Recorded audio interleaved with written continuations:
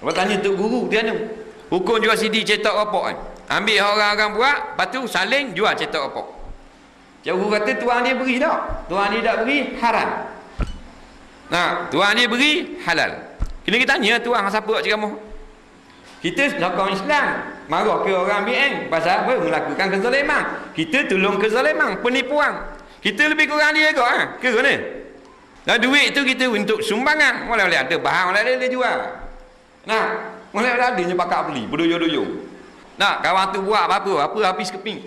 Masuk studio semua. Dia beli sekeping tu baik. Bagai. Nampak? Ha, jadi kita sebenarnya tak faham. Macam mana Tuhan nak beri kemenangan? Nah.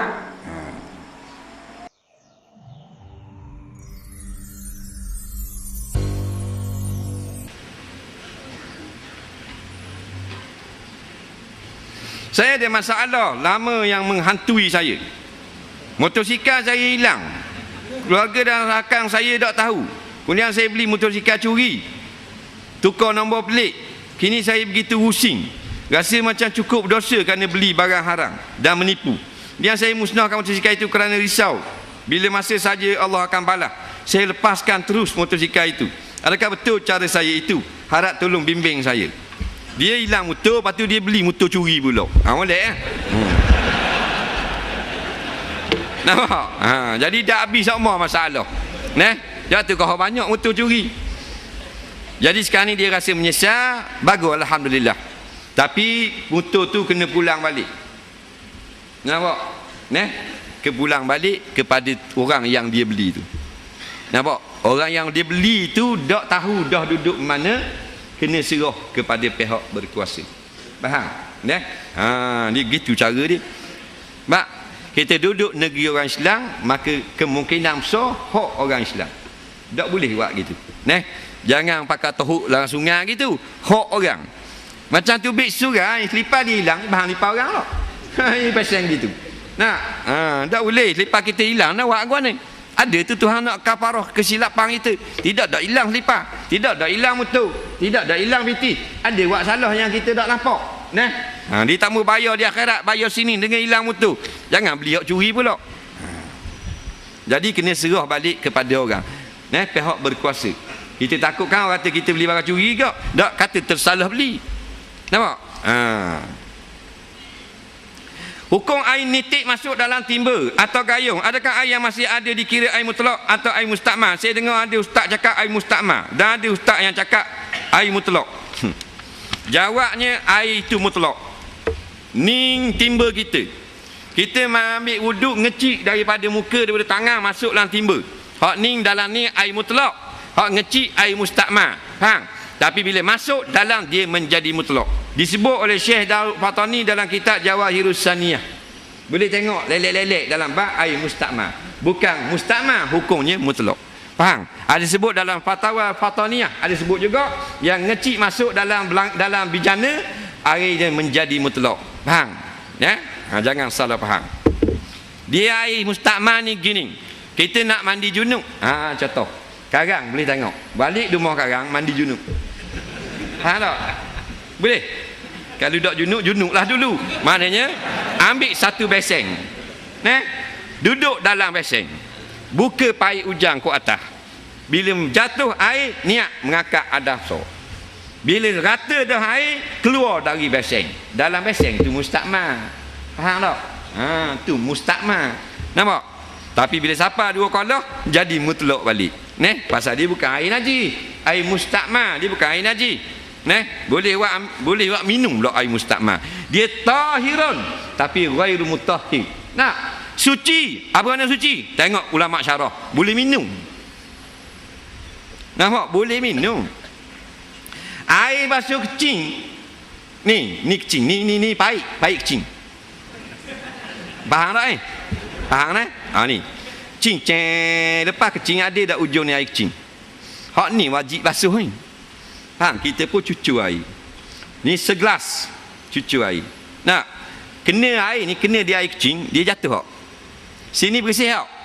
Bersih lah, boleh sembahyang tak? Boleh ha? Dah bersih dah, kita cucu lagi. Kita tak ada cahaya bersih dalam. Air kita tak ada ni, boleh minum. Kalau teramak aku tak suruh minum. Tapi tak nampak. Pasal dia bukan najis. Air najis hak mula-mula. Hak air kena pada najis, dia membawa najis itu turun. Air itu mutan najis. Dia bersih dah, kita cucuk lagi, boleh minum air bawah. Nampak? Tak mau minum sudah.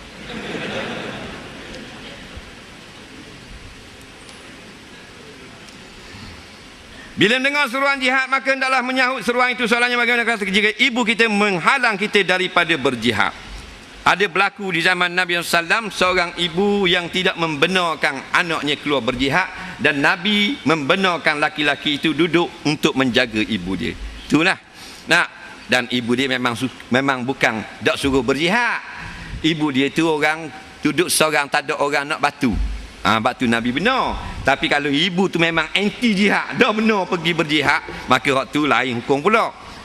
Ibu tu senang lenang dah, tapi marah kalau anak-anak bersama mujahidin, hak tu lain. Kita tak boleh taat, kerana berjihad ini adalah satu kewajipan. Dan dia suruh kita tidak berjihad bukan nak minta tolong, kerana dia tak mau tengok kita menolong orang-orang Islam yang berjihad.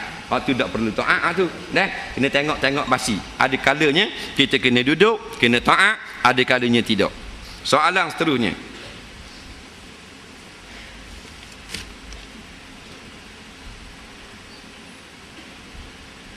fidyah puasa sebut dalam Quran, fidyah semayang adakah sebut juga dalam Quran atau hadis? Terima kasih. Masalah fidyah semayang, ni masalah sensitif. Baik, kita jawab ni apa yang disebut oleh ulama. Jumhur ulama mengatakan tidak ada fidyah semayang. Faham?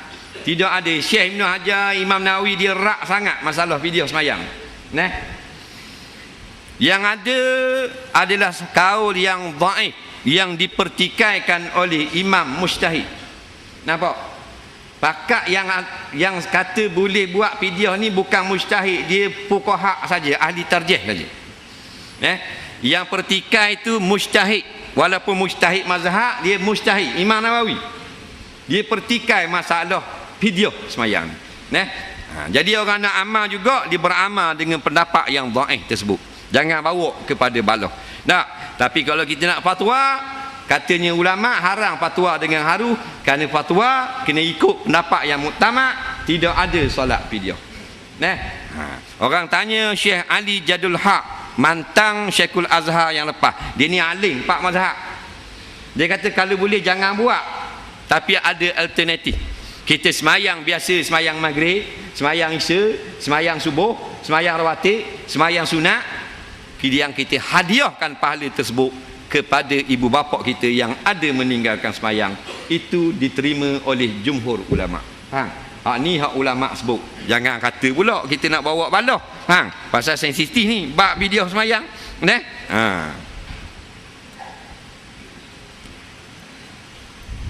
Soalan seterusnya.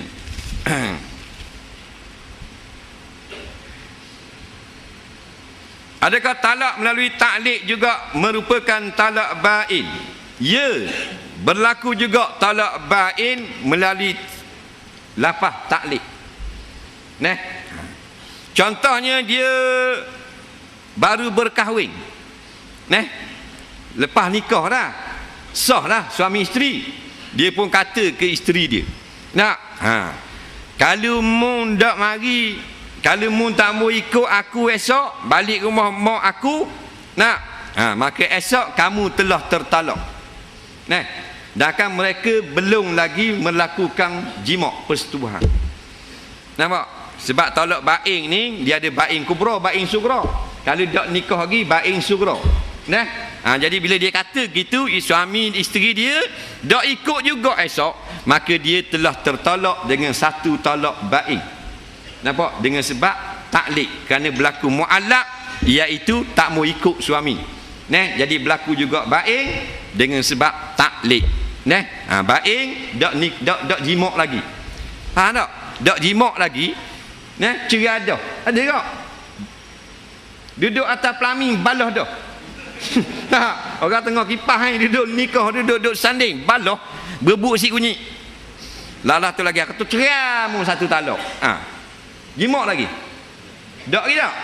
Dah jatuh talak kata itu. Jatuh tu panggil ba'in, tak boleh rajak. Tak boleh rajak. Kan ni tak ada edah benda dak jimat lagi. Soalan seterusnya, hukum melewatkan mandi junub seperti makan nasi dulu atau buat kerja dulu? Jawabnya, tidak wajib melakukan mandi junub dengan segera selepas kita berhadas junub. Wajib itu apabila kita nak melakukan suatu ibadat yang perlu kepada mandi, seperti semayang. Katakan kita junub pukul 8 pagi, tak ada kerja, tak bila junub. Faham? Jadi Zuhur nak semayang pukul 1. Pukul 1 sekarang wajib mandi. Faham lagi? Kalau mandi selalu sunat. Nampak? Cuma kalau kita tidur malam kok, kita jimak, kita junub, biasa orang mandi esok tak? Kita ambil wuduk dulu untuk tidur. Kerana makruh tidur dalam tak ada wuduk, sedangkan kita ada hadap. So, faham? Ambil wuduk dulu.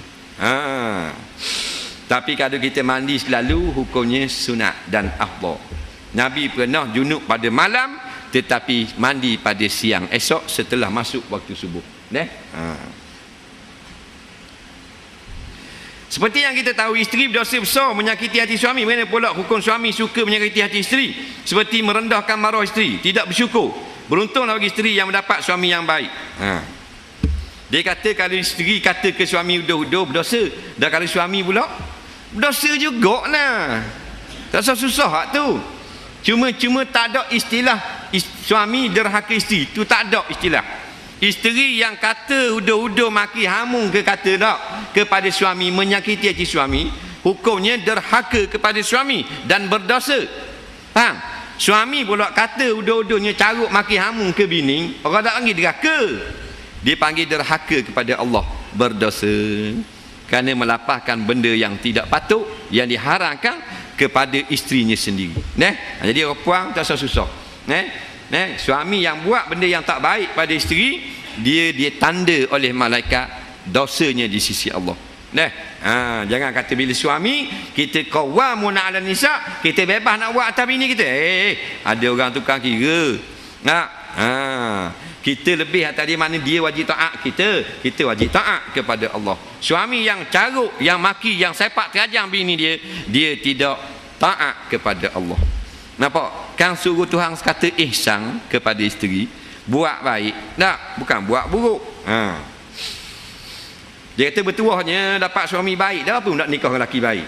Nak cari suami yang baik. Ni orang mari minta kau nak selalu berkelapar duduk kapal dia tahu mau. Orang mari minta kita risik, kita cek dulu, tanya jabat dia ni gana masalah. Orang kata tak sah bekeng, berahi musam begitu, berahi. Nak cari untuk lelaki hok pandai bergayung, habis balik awal. Orang pun ingat kalau untuk lelaki pandai gayung, pandai silat, kalau boleh macam nikah dengan dia. Pasal dia silap kita dulu di rumah. Kapak geluling kita. Dengan orang lain tak silap. Ada salah silap sikit, dia pun taekwondo atas tekok kita. Ingat ke dia pandai silap, kita nak jalan dia jaga kita? Tak, dia silap kita dulu. Kalau nak cari tok lelaki, cari hak lembek. Kalau cakap cari gitu. Tidak faham kita. Jangan main lembut-lembut gitu.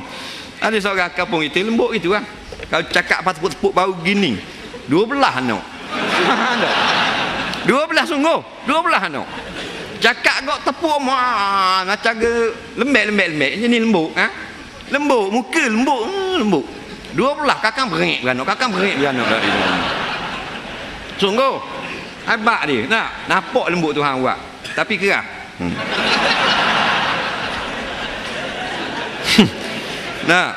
Ini tengok pada janggut serung ni sama lagi dengan pusat. 2 anak lah orang macam. Misal ke ulu golok waktu ngasuh ni. Nampak? Macam waktu ngasuh misal. Dok tu biar anak sekarang. Ramai sekarang mati aksiden dibawa hospital untuk dibedah siasat. Bila hospital membedah siasat mayat, seketika mengambil organ dalam mayat. Apa hukum perbuatan ini? Bagaimana pula dengan derma darah?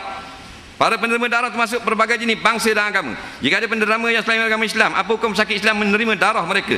Hukum cabut ubang yang sikit. Banyak dia ni. Baik. Masalah derma organ, kalau kita hidup lagi boleh derma dengan syaratnya tidak memudaratkan kita. Maknanya kalau buah pinggang tak mudarat, boleh bagi orang rasa. Kalau jatuh haram derma kerana mematikan kita. Setelah daripada mati, kita cenderung pada pendapat haram didermakan organ. Faham? Ni pendapat Syekh Mutawalli Sya'rawi dan ulama-ulama yang mutaakhirin yang sependapat dengan beliau. Faham? Kerana Nabi kata haram dan tak boleh kita mematahkan tulang mayat, maksudnya menyakiti mayat.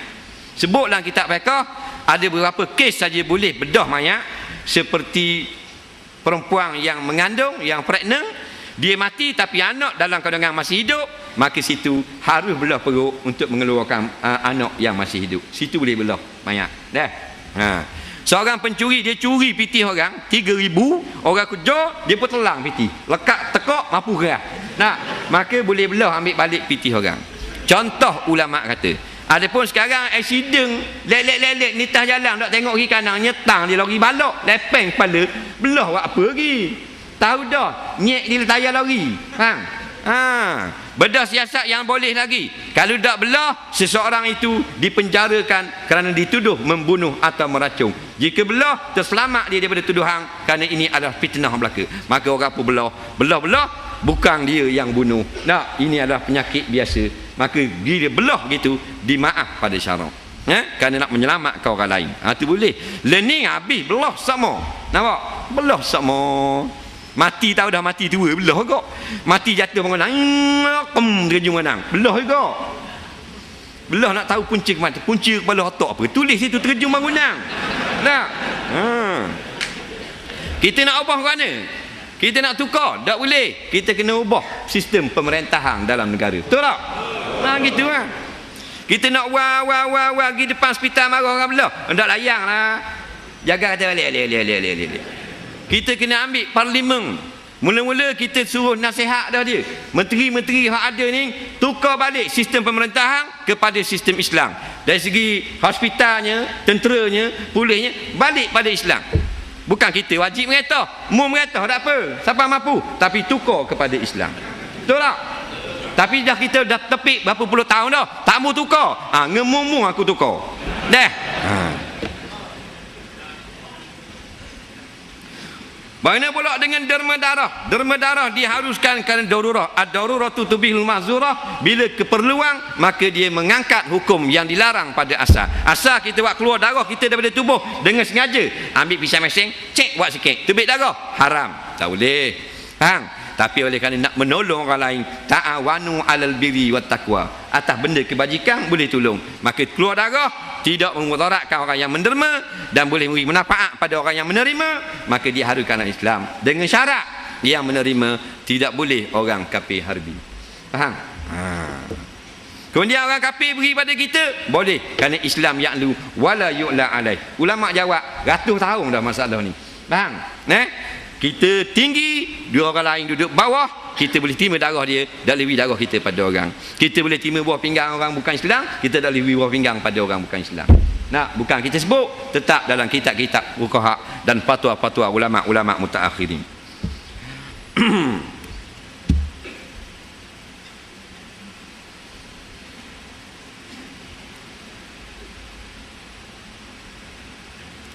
Pendapat ulama moden sekarang menegaskan Allah duduk bersila di arah, sedangkan arah itu makhluk. Dan sebelum cipta Tuhan duduk di mana? Adakah menyambut Maulidur Rasul itu bid'ah dalalah? Jawabnya, jangan kata Allah tu duduk di atas arah, maknanya arah bawah, Tuhan naik duduk di atas. Jadi dalam masalah Ar-Rahmanu 'ala arsyistawa, dengan molek dia penjelasan. Sama ada ulama moden, ulama tak moden. Tanya molek, adakah makna Tuhan naik duduk di atas, arah bawah Tuhan naik duduk ke atas? Ke makna mu kata ni Tuhan yang bernama Rahman duduk di atas arah. Kalau begitu saja tak panggil lagi Tuhan duduk di atas.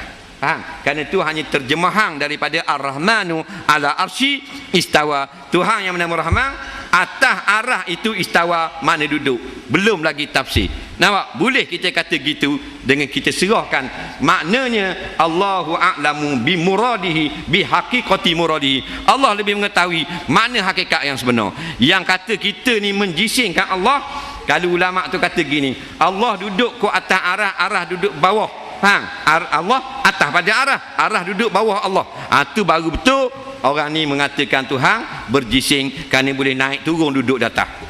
Tapi jangan kita katakan ulama moden kata gitu.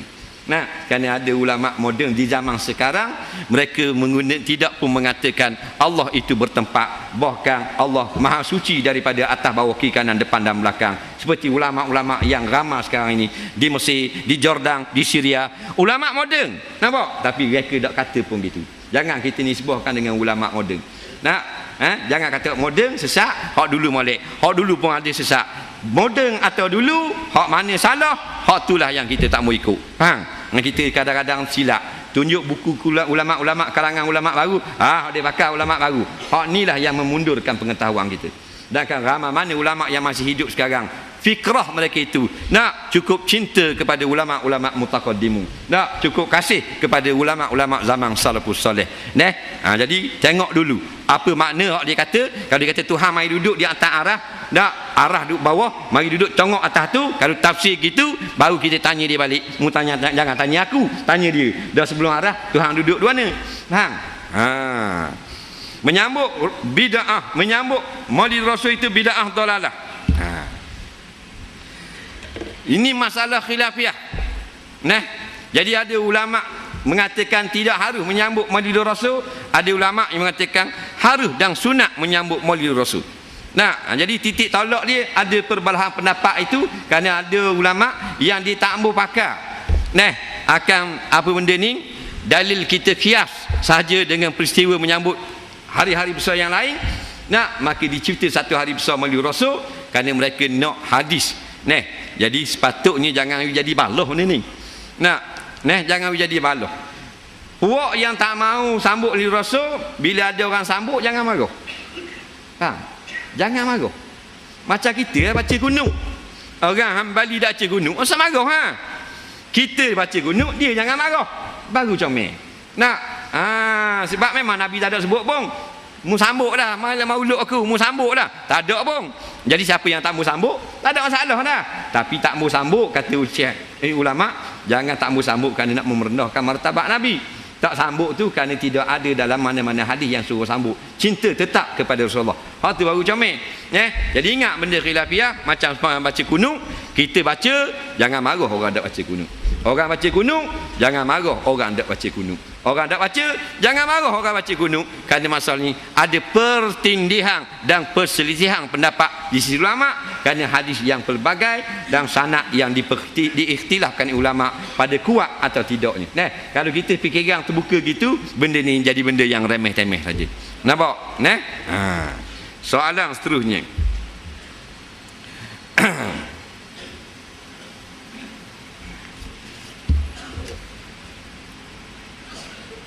Boleh tak kita baca doa ayat Quran dalam sujud yang akhir? Boleh. Boleh tak kita berdoa untuk mati di Mekah dan Madinah? Boleh. Cara untuk elokkan was-was, jangan layan. Dah senang nak urang ni bertambung-tambung ini.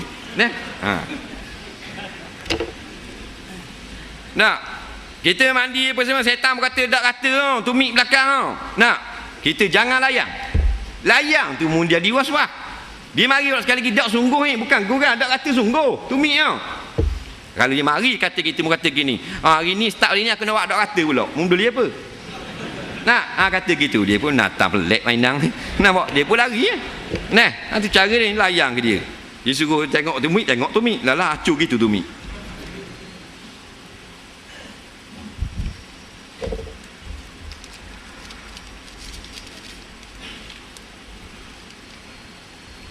Boleh tak ambil upah daripada pekerjaan menguruskan jenazah seperti memandikan mayat dan menggali liang kubur? Disebut dalam kitab fiqh boleh. Faham? Kerja ni kerja fardu kifayah. Tapi asalnya dulu ada tak upah-upah ni? Ada tak? Lah ni ada upah tak? Kita tak lihat sama dengan dulu. Dulu kalau pak mati siapa gali? Cakap apa? Anak. Pak mati anak gali, tok ki mati cucu gali. Ni pak mati anak tambah gali, cucu tambah cara. Nak suruh orang mari gali, lepas tu nak suruh saja. Molek tak? Sini tak tu, sini orang upah. Faham tak?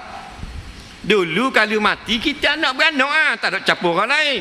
Tak ada korang cok pada anak le ni anak kilas tangan belakang. Nak jalan pun bergalah tak kubur, takut pasir naik atas kasut. Nak bakal suruh orang kali, suruh orang pulihkan dia, suruh orang mari kain. Orang belaka tiba-tiba nak suruh peri. Banyak cantik. Ayo piti korang. Upah lelah lewat kerja. Nampak? Dia gitu. Dia tengok dulu tak kena piti memang mu sendiri kali anak. Dah mu kali nak peri. Dia kena faham baik. Dah. Tapi kalau orang tu tabarruk, dia mari dari jauh kalau. Tak apa dak payah bayarlah. Tak ada masalah. Tapi dah rawat kerja. Nak bayarlah dia upah dia lelah dia. Sebab asal bukan tugas dia. Adakah dia tu duduk mana? 3-4 batu dari rumah kampung lain. Adakah pok kita mati dia wajib kali? Tak. Kita wajib kali kita anak si mati dalam rumah. Dalam rumah tu tak mampu cacat belaka. Rumah sebelah pula keliling. Ni ulama buat tertib dia. Nak dalam rumah tu tak ada orang boleh kali tangan kudung belaka anak. Maka orang rumah sebelah wajib. Tiba-tiba pergi panggil kampung lain mari gali 3-4 orang. Nak kita tak mau tinggal kedai tunggu siap baru nak balik. Upah lah tu cara dia. Kalau tak kena kau. Hak kena kau. Nah.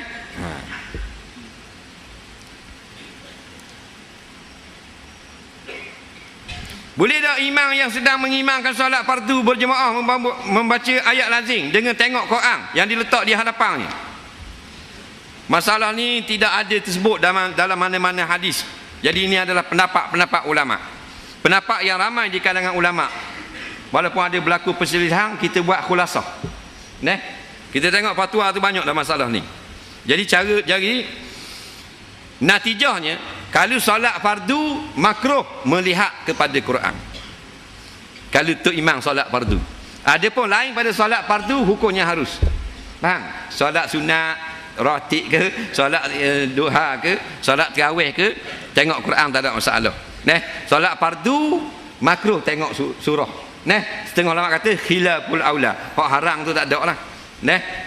Sebab di solat fardu hak 5 waktu. Tak imam tengok pasal tak imam dah ingat kulhu. Tengok surat.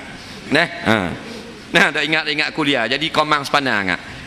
Jadi kita ambil daripada hak banyak sangat, kita buat khulasah gitu je. Soalan seterusnya. Lebih kurang soalan.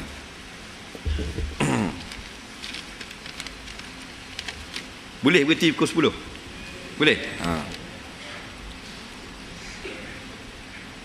Boleh tak qada semayang tak ikut tertib waktu? Contohnya solat zuhur qada waktu asar. Boleh, tak ada masalah. Ada ulama kata wali fasik sah jadi wali kerana zaman sekarang ramai wali fasik jadi wali. Cuba terang kau sikit. Masalah nikah. Wali mengikut pendapat yang utama wali fasik tak boleh jadi wali. Tapi dah kalau ramai hak fasik. Dah tak boleh jadi wali, tak boleh nikah. Jawabnya, kalau ayah fasik tak boleh jadi wali, adakah orang lain tak boleh dah? Lepas ayah dia. Kan ada ramai lagi kan? Dah kalau ayah fasik, tak semayang. Toki. Betul tak? Toki fasik kau, belaga ayam. Turun ke adik-beradik pengantin puang. Adik-beradik pengantin puang fasik juga, pakai kata remah teka. Anak turun ke anak saudara, belah adik-beradik lelaki. Anak saudara belah adik-beradik lelaki fasik juga, jual api kuda. Naik ke pok saudara adik-beradik ayah. Kan ramai lagi tertib tu, tak payah dia nikah. Pok saudara kerja jual orang bujang, lagi orang bujang. Tak, fasik pula sepupu. Sepupu tak ada tapi duduk dalam J kalau cepa dak alik-alik lagi. Tak. Maka pergi kepada juru nikah jabat.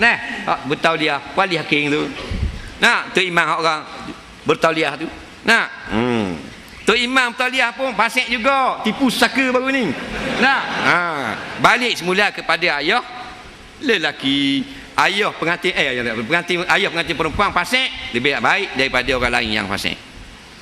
Nampak? Cuma nak khabar mudah sangat benda ni, kita tak faham.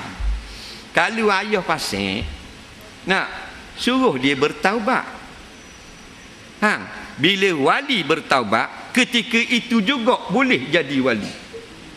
Dah benda susah. Bukan nak jadi dak fasik ni kena naik planet Mars. atau kena pergi taubat di Mekah. Nak nikah lila dah ni. Ayah main nombor ekor. Orang ngajar kata main nombor ekor pasik. Dah boleh jadi wali nikah. Ayah taubat kita tak mau nikah dengan tok ki. Ibekeng nak nikah dengan ayah kau. Ayah pun kata tak apa, kita taubat Bila ulama kata bila dia lapah dia bertaubat dah, walaupun dalam hati. Buat lolok je dalam hati. Buat lolok je. Tapi bila lapah sah pada masa itu juga menjadi wali. Kan senang senang je.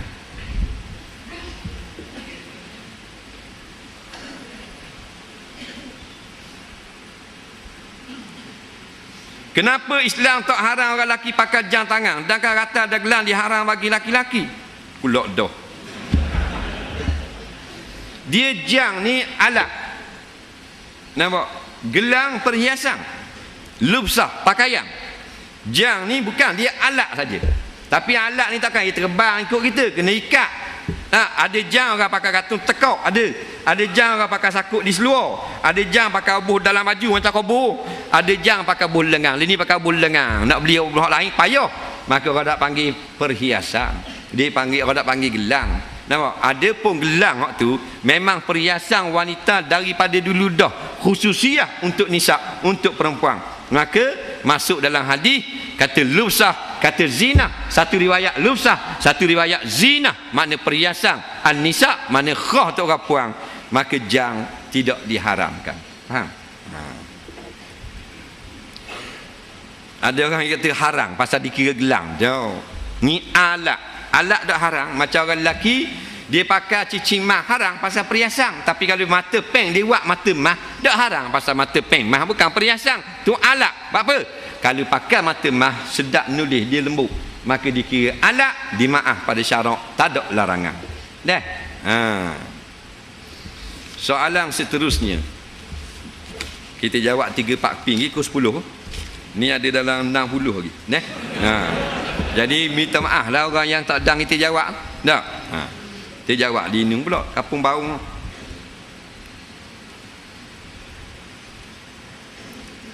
Saya pernah kata dengar orang cakap Nabi Muhammad sama dengan Muhammad dalam kampung. Tolong huraikan. Ada orang kata Nabi Muhammad kita sama dengan Muhammad dalam kampung. Jadi sama kot mana? Dia ada benda sama, ada tak sama. Jadi orang yang berkata tu dia ada khitab, dicakap pada siapa? Orang yang mendengar khitab percakapan tu dia boleh tahu dah benda maksud dia kata. Ada dah nak memperendahkan Nabi Muhammad atau tidak? Sebab dia ada dua makna kalau kata gitu. Yang pertama makna sama macam manusia biasa. Manusia ada mata, ada tangan, ada hidung. Kalau gitulah tak apa lah kata. Nabi Muhammad macam Muhammad duduk dalam kampung sama je, iaitu orang Melaka ada tangan, ada hidung, ada kaki. Satu lagi maknanya Nabi Muhammad sama dengan Muhammad dalam kampung. Maknanya tak ada kelebihan apa-apa, tak ikut lah apa. Hak mana dia maksud? Biasanya hak kedua, nak merendahkan martabat Nabi. Kalau kata gitu, batal akidahnya serta-merta. Kerana Nabi bukan manusia biasa. Dia hanya manusia tapi luar biasa. Kul innama, katakanlah innama adatu hasring. Nak sakak, bukan makna lain dah. Nampak? Ana basyarun, aku manusia. Tapi bukan regular, bukan biasa. Manusia yang luar biasa.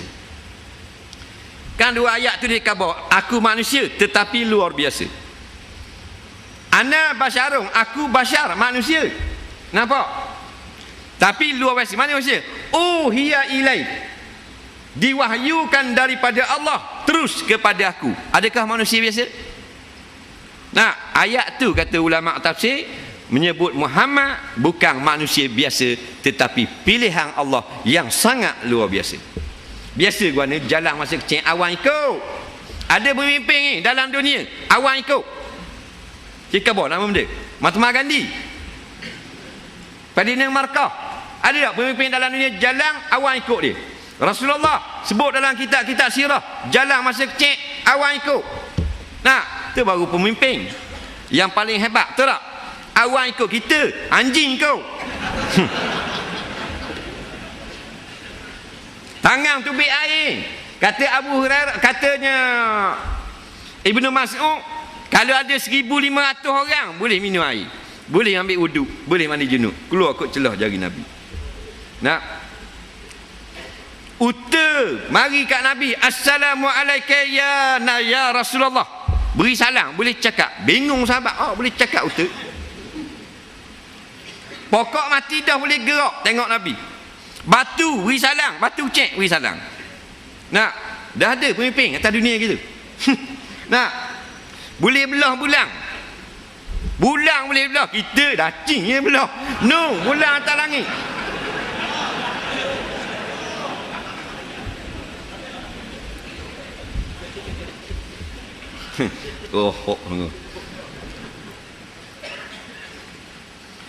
Apakah hukum saya terlintas dalam hati saya di fikiran nama Allah dan ayat Quran dalam tandas masa keluar daripada masa keluar air besar dan air kecil? Dia terlintas dalam hati, tidak dilarang. Nak ingat Allah dalam hati, ingatlah walaupun di mana tempat kamu berada. Yang tak boleh kita talafus, kerana tempat tanda-tanda bila kita berlapah la yaliku bihi, tak layak dengan lapah tersebut. Dalam hati tak apa. Soalan seterusnya. Lebih kurang 9:51, 9 minit lagi. Berapa kali kita kena tegur orang buat dosa besar dan kecil tiap hari untuk lepas tanggungjawab dan lepas dihisap di akhirat nanti, seperti orang yang mengupak. Ada orang kuat solat tahajud dan baca Al-Quran, tapi Zuhur dan Asar dia lewat semayang bak tidur sokmo. Macam mana nak tegur ibu bapa marah bila ditegur?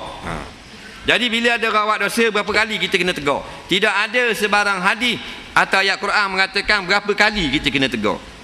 Nampak? Cuma Allah menyebut dalam Quran, Nabi sebut dalam hadis, iaitu kita sentiasa kena lakukan al-amru bil ma'ruf wan nahyu anil munkar. Faham? Jadi datang kepada kita Rasulullah, dia tegur sekali, orang berhenti selalu. Maka sebab tu ulama kata tak ada lah wajib tegur sekali, 2 kali, 3 kali, 4 kali, tapi kita laksanakanlah teguran tersebut. Kerana itu adalah fardu kifayah. Bila ada orang buat benda yang salah, benda mungkar dalam kampung ni, mesti ada satu kumpulan yang bersuara. Tapi tak tetap suara tu berapa kali. Wal takum minkum ummatun yad'una ilal khair wa ya'muruna bil ma'ruf wa yanhauna 'anil munkar. Kena ada satu golongan daripada kampung kamu atau negeri kamu atau bandar kamu atau negara kamu yang suruh orang buat kebajikan, bawa kepada makruf, larang kepada kemungkaran. Tak berhenti berapa kali. Kadang-kadang kita acak kali pun tak apa, sebab dia tak marah pada kita. Tapi kalau dia marah pada kita, sekali sudah memadai. Dia tegur sekali, nak marah, nak mengamuk, nak balah, maka tak payah tegur dah. Cuma jangan siapa meratai. Kalau siapa terang-terangan depan-depan, maka kalau orang tak tegur, turun bala daripada langit. Soalan seterusnya. Semayang tajuk kuat, baca Quran kuat, tapi semayang lewat. Ni kelemahan kita. Sebab tu dia panggil insan li kasratin nisyan. Kerana kita banyak kekurangan, banyak kelupaan. Benda-benda lagu ni berlaku. Kita tak boleh nak ambil berat sangat. Sebab zaman terbaik khairu qarni. Nabi kata zaman terbaik zaman dia je, zaman Rasulullah je. Orang hampir kepada perfect, sempurna. Zaman kita ni, kita nak dapat macam zaman Tuhan kata khairu ummatin tu zaman sahabat. Kan zaman kita kacukang je, faham tak? Jadi zaman kita ni, kita kena terimalah bahawasanya kita ni banyak kesilapan, banyak ketidaksempurnaan. Kita tak boleh nak ambil kekurangan orang tu, kita nak ketengahkan dalam, nak highlight dalam masyarakat. Cuma kita ambil pengiktibaran, kita baiki. Kalau dia kurang gitu, aku baiki jadi molek daripada dia. Orang ni gerahi apa benda ni, gerahi menderma, tapi malah mari sembahyang. Orang ni kuat sembahyang, kedekut baik. Jadi banyak kekurangan. Orang ni berakhir puasa sunat, tahajud malah kuat, tahajud malah puasa sunat, kuat mengaji. Maknanya bergaluh pula pitih makan kedarah. Jadi banyaknya orang ni lemah kat ni, molek kat ni, lemah kat ni, molek kat ni. Jadi dalam keadaan sekarang kita nak usaha-usaha tu, macam mana nak dapat perfect, kita tak boleh. Cuma kita kalau boleh, kalau kuat tahajud, marilah semayang awal. Gitu saja. Tapi jangan ambil kekurangan orang tu yang menjadi punca atau titik permulaan pecah belah kita di dalam masyarakat. Soalan seterusnya kita ada 6 minit lagi. Mak ayah kita marah kalau kita tegur. Tegur marah. Dan tak rasa tegur. Gana mak? Marah. Ke tegur kau ni? Tegur buat salah. Ingat tegur gitu. Tegur buat salah memang orang tua. Orang tua ni dia pakai buah ni nak makan garang dulu. Dia pakai buah baru garang ni rohok ni. Buah makan garang dulu ni. Jadi kadang-kadang salah orang tua, kadang-kadang salah orang yang menegur. Adab-adab menegur. Ud'u ila sabili rabbika bil hikmah. Ajaklah seseorang itu perbetulkan orang tu dengan cara hikmah. Yang orang tu tak marah. Orang tu tak rasa kecil hati, tak rasa sakit hati. Nak pula kita dengan ibu bapa. Sebab tu adab menegur lain kita dengan kawan, kita dengan anak boleh jekah, kawan tak boleh jekah. Kita dengan mak lagi tak boleh bercakap kasar. Kita dengan raja tak boleh jekah. Raja buat salah, menteri buat salah, tak boleh jekah. Tegur, wajib tegur. Haram, tetap kata haram. Tapi adab-adab dia lain. Faham? Jadi kadang-kadang kita cakap ngasar dengan mak ayah kita, cara kita tegur mengaibkan dia. Jadi kita fikirlah cara mana tegur tu wajib tegur, supaya dia nampak memang dia salah. Nampak dia salah, tetapi dia tak rasa kita ni besar daripada dia. Jangan bila kita tegur, dia terasa dia kecil, dia terasa anak lebih tinggi daripada dia. Pandai-pandailah biar kita tegur, tapi dia rasa dia masih tinggi daripada kita. Soalan seterusnya. Kerja saya perlu guna komputer yang ada internet. Kadang-kadang saya terbabah tengok lamang lucah. Warna polok ni. Boleh tahan orang wakaf baru ni. Bagaimanapun saya tak suka dan sangat menyesal dan bertaubat. Saya nak minta pendapat. Adakah cara terbaik amalan ayat-ayat zikir supaya saya tak terjemuh dan dapat menahan diri daripada maksiat ini? Dah tu dia boleh berhenti dah, bertaubat dah. Amalan apa lagi? Kita kena ingat dah. Kalau kita search internet, dia kadang-kadang dia ada benda-benda yang mengarut-mengarut. Adakah berdosa hak tu kita tak sengaja cari, hak tu tak berdosa tu, tak susah hati hak tu. Kerana kita nak cari faedah yang lain, kita nak cari manfaat yang lain. Kadang-kadang dia pop up, kadang-kadang dia hak set ni dia memang power sikit. Kalau agama tu dia tak gok cetong, kalau lama wek hak pondok kau payah tak boleh ketubik. Dak injing tak gua. Pasal injing kita injing payah, hak nu injing lama lucu setan duk tolak ke bawah. Faham tak? Dalam internet yang jadi laju semua dia. Jangan niat dan kena ingat bahawasanya tengok benda-benda gitu. Nak tengok lanjang dah benda boleh tengok bahan bodoh. Nabi kata dah kalau mu jalan, mu jalan lepas tu mu tengok comel awet tengah jalan. Comel ajabatka. Comel, putih, hidung macam, mata sabung. Menyebabkan kita jadi ajib, maknanya heran, terpukau tak?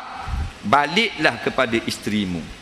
Sebab itulah kita orang muda-muda, ya ma'asyara syabab, orang muda-muda, man istata aminkumul ba'ah, kalau mu mampu falyatazawwaj, maka kahwin. Sebab apa? Allah cipta kita ni, bila sampai pada umur tertentu dia seronok benda gini. Betul tak? Haji, betul tak? Dulu masih budak-budak tak ada benda gini tak? Kalau main dengan budak puang mu ayang kau ayang ku main buah. Masa tu umur 6 tahun ada perasaan gitu. Ada. Tapi kalau 18 20 boleh main buah tak gitu. Tak jadi main buah dah. Papang kelasa terus. Tak. Mesti ada perasaan tu. Tu ciptaan Allah. Zuyyina linnas. Allah zihiyah dalam dada kita. Sebab itulah kita ingat. Ambil tengok gambar orang putih lanjang ini. Bini aku ada lagi. Nampak? Ya, mai sini tau. Abang dengar orang ajar dah boleh tengok orang putih lanjang, haram. Sayang lanjang. Suruh dia lanjang, tengok. Tak ada masalah. Tak. Ke haram. Daripada ujung rambut sampai ujung kaki. Kerana isteri kita bayar mas kahwin, bukan saja buat air, bukan saja masak nasi, kita boleh tengok tubuh dia. Bila masa kita nak tengok? Haji, balik tengok lagi.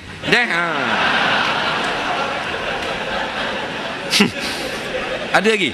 Dia tak apa. Soalan terakhir pasal 959 dah.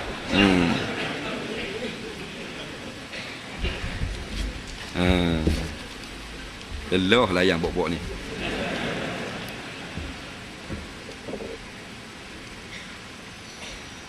Macam mana nak berobat hati yang kadang-kadang mencari salah orang dan nampak salah orang dan bersangka buruk, dikira berdosa besar kecil kita ke dalam hati. Allah sebut dalam Quran, inna ba'da dhanni ismun. Kita ni kadang-kadang seka salah ke orang. Seka betul tak apa. Nak, orang tu peropok, kita pergi seka peropok. Tak apa, memang betul. Nak, tapi seka salah, orang baik seka jahat. Maka setengah daripada yang kamu sangka, ismun, membawa dosa yang akan menjerat kamu sendiri. Man ya'ti rabbahu mujrima fa inna lahu jahannam. Siapa bangun di padang mahsyar menghadap Tuhan membawa dosa, setengah daripada dosa seka buruk korang, fa inna lahu jahannam. Asal fa inna jahannam lahu, tapi takdim muakhar, memang patut dah bayar dengan api neraka jahanam kerana duk seka buruk korang. Nah, sebab tu jangan seka buruk. Ingat, tiap yang kita seka korang ni akan dihitung di akhirat nanti. Nah, bila dihitung kita tanggung padah. Tak salah. Dan ternyata molek dah hak jahat, baru kita kata jahat. Tengok orang tu duduk cengok biar tu curi, sangat nak curi. Jangan. Nak, kadang-kadang dia tunggu kawan dia walaupun orang luar. Nak curi, nak kata curi, biar tengok tengah kabak tangga malang baru kata. Nak, tengah kabak turun kot tikat rumah orang, curi, baru tu. Nak, ni orang duduk bawah rumah orang, duduk tepi tu, ni memang nak curi. Jawab. Nak, ada masalah. Tidak duduk situ. Jadi salah kita duduk suka ke orang. Nak, jangan. Sebab hati kita ni, ada orang yang masuk neraka dengan sebab hati. Tangan tak, kaki tak, mulut tak, muka comel, dengan sebab hati. Hati duk berahi nguduh ke orang, hati berahi pandang rendah kepada orang. Nak, mana? Tengok bukti ada tanda-tanda di depan mata, baru kita kata dia melakukan benda yang tidak baik. Nak, kalau kita salah pergi suka buruk orang yang baik, dosa. Kita salah suka orang yang baik, orang yang buruk baik, tak dosa. Orang jahat kita salah pergi kata orang baik, tak dosa tu. Hakim tersalah lepaskan penjenayah, tak dosa. Tapi hakim jangan tersalah menghukum orang yang tidak melakukan jenayah.